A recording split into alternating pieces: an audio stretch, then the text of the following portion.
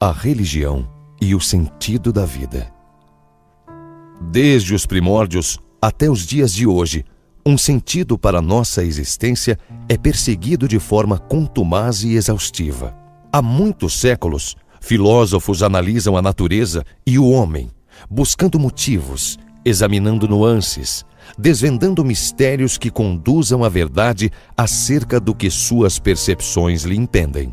Em uma mão anexa, cientistas observam os fenômenos, criam instrumentos e técnicas das mais variadas que os encaminhem a explicar os fatos que, ao longo dos séculos, tanto nos têm intrigado. Por outro lado, religiosos de todos os naipes perquiriram o transcendental, buscando abrigo no metafísico e na teologia, a fim de encontrar, em outro mundo, as causas e desígnios para o próprio mundo onde vivem. Construíram templos, devotam orações febris, fazem promessas a entidades indetectáveis. Suas expectativas sobre a vida, de fato, ultrapassaram as lindes da que possuem, e seu sentido se encontra, de certa forma, no que virá, a revelia da mera realidade cotidiana. É cristalino que cada um é livre para fazer a expedição que desejar em sua existência, mesmo caminhando em uma trilha por onde nada se pode se saber com o mínimo de certeza. Mas existem questões relevantes aí. As respostas do além só podem ser confirmadas no além. E de lá, ninguém voltou por mais que se diga o contrário. Dessa forma, abdicar dessa vida em detrimento de outra, que alguém, algum dia, em algum lugar, disse que teríamos, não parece profícuo, apesar de ser compreensível, face à nossa mortalidade e falibilidade. Uma questão maior é quando os dogmas do outro mundo, esses mesmos que não se podem confirmar ou contestar de forma incólume, trazem tão grandes consequências. Notem que o religioso, em sua busca por um sentido da vida, de uma vida que nunca se confirmou, criou regras para todos, e elas se estendem inclusive para os que se importam apenas com a única vida que têm certeza possuírem. O crente, nesse processo, inventou punições e recompensas eternas, que atingem a todos sem distinção. Ele não só crê nisso, mas afirma que sabe que é verdade. Esse é o seu fito existencial, sua premissa precípua de vida.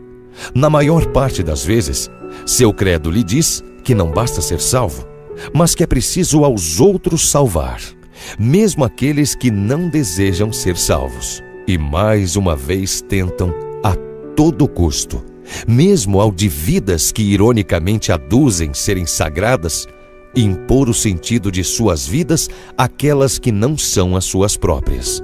Há o ordenamento da evangelização na maioria dos casos, mas penso que existe um grande coeficiente de covardia aí também.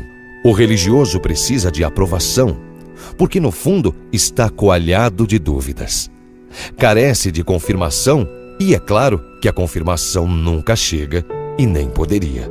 Ele necessita que quem está ao lado também haja psicoticamente como ele, avalizando assim a sua própria insanidade fundamentalista. Precisa acreditar em seu narcisismo desvairado, que sua vida, ao arrepio do que aprendeu, não terminará nunca. E isso gera a pior consequência, a de que nada que é deste mundo possa ser tão importante quanto o que vai acontecer em outro mundo. Essa vida passa a ser secundária. A partir daí, tudo fica subjetivo, submisso a crenças imbecis, sem sentido, caducas. O religioso, então, se resigna a uma vida cujo sentido é alheio à realidade. Seus objetivos primordiais não são terrenos, palpáveis, possíveis. Ele então derrama o leite e nem percebe o que fez. Quando poderia agir, ele ora. Quando poderia se divertir, desperdiça seu tempo e dinheiro em templos lotados, por vezes falando em línguas ininteligíveis, pateticamente se comunicando com mortos, sacrificando animais em homenagem ao nada, completamente desposado da racionalidade. Quando poderia abraçar as diferenças, ele as rechaça, por força do dogma anestesiante e do medo do pecado filho da puta. O crente, acima de tudo, é um coitado, um manco com bengalas intangíveis, um paralítico sem cadeira de rodas.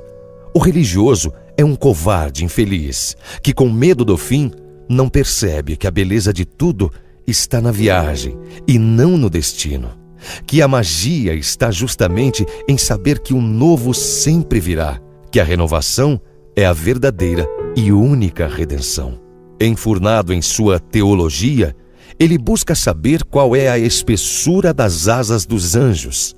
Perde seu limitado tempo se preocupando com santos e com joelhos dobrados e, na esteira disso, vai se furtando a viver a vida em toda a sua plenitude. Dogmaticamente, ele cria restrições ao sexo ao invés de fazê-lo, transforma o vinho em sangue ao invés de bebê-lo, transmuta o pão em carne ao invés de simplesmente passar-lhe manteiga. Como não ter pena de tal criatura? Como um grande bufão, como o pau-mandado que abaixa a cabeça sem pensar duas vezes, é ordenado a amar o que não ama, criando por isso, ao longo de sua curta existência, clássicas relações de sadismo. O irônico, para não dizer trágico, é que na maior parte das vezes é justamente por esses mesmos regramentos de amor e tolerância ao próximo, que sem água ou piedade um dia lhe enfiaram goela abaixo, é que afirma que quem é diferente dele é inferior ou desmerecedor, por sua sexualidade, crença ou descrença, cor ou gênero. Que belo sentido para a vida a religião nos traz. Para mim, parece claro que o sentido da vida é aquele que desejamos dar a ela. Mas isso sou eu. Não sou dominado por mandamentos do além. Sou livre. Ninguém inventou um sentido para a minha vida. Não permitiria isso. Sou forte o bastante. Sou crescido, adulto. Se encontrar sentido para a vida na música, na literatura, no trabalho, na família, ótimo. O que importa é que ele seja real, intenso, frutífero. A vida é tão bonita que, se prestarmos a devida atenção, podemos ver sentido para ela em coisas triviais. Não é preciso buscar abrigo no ilusório, e isso é espetacular. Vejo o sentido da vida nas rugas, no rosto de meus velhos pais. Vejo o sentido da vida no sorriso ilimitado de minhas sobrinhas. Vejo o sentido da vida no carinho de minha esposa. Vejo o sentido da vida na conversa despretensiosa com meus amigos. Vejo o sentido da vida em saber que no dia em que me for, serei enterrado, fecundando a terra e fazendo a minha parte na perpetuação do maravilhoso e impressionante ciclo de renovação da existência. Não acredito, nem por um instante, que minha alma irá para algum lugar. Ora, nem em alma acredito. Mas isso não me importa. É claro que lamentarei deixar algumas coisas e pessoas para trás, mas isso faz parte do jogo. E é justamente isso que é libertador. Saber que eu acabo e não o contrário. Não sou importante. A vida é. Acreditar que não existe punição ou recompensa divina é a cereja do bolo. Isso traz paz e não ressentimento. Isso é tão óbvio que deveria espancar a vista do mais radical dos religiosos. E quando chegar a hora, se puder me remeter ao que fiz, quero que o sentido que minha vida teve, se houve algum, seja aquele que eu quis dar a ela. Saber que fiz o que minha consciência me mandava, apenas ela. Sem medos, sem um pai dominador, tirânico e castrador que não me deixava crescer e que me vigiava em todos os minutos em que vivi. Mas, na cada vez mais improvável possibilidade de estar errado e, se no momento final vier a descobrir que me enganei e me deparar com um ser maior a me pedir contas e explicações do sentido que dei à minha vida, alheio às suas instruções, de certo terei algumas coisas a lhe dizer antes de ser enviado direto para a fornalha. O direi que não podia ligar menos para o que ele achava ou ordenava.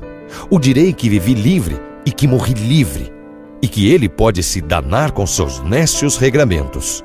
Ou direi que se desejava dar algum recado ou tinha missões a cumprir, então ele é o maior dos incompetentes e o pior dos pais. O direi até o fim que não há sentido em viver a própria vida pelo sentido da vida de outros. E farei tudo isso sentado, com as pernas para o alto, com um copo de uísque em uma das mãos e apontando o dedo médio em riste da outra mão para sua insignificante, genocida e inerte face metafísica. Texto de H.P. Charles.